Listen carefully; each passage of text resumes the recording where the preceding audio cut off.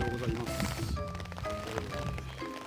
今日は倶楽部カントリークラブに来ています。すごい雨と、今日の天気は雨、途中から天気が回復するという予報が出ていますが、果たしてどうでしょうか。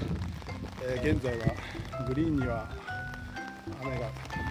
水が溜まっていないものの、結構な雨量が降っております。そして次は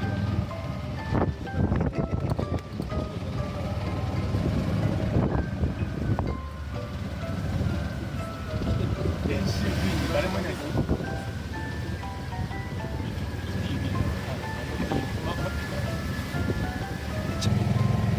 でもこれね、ボタンの普通あったじゃないですか、はい、フォロースルー音って、はい、あれ結構家だった、結構いい感じ。そうです。ちょっとだけ、はい、ちょっとだけレッスンっぽいことしようかなと。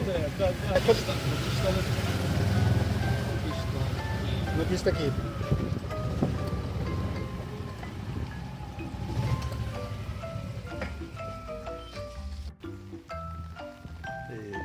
4番ホールですかね、3番ホールかな。まだこんな感じですね。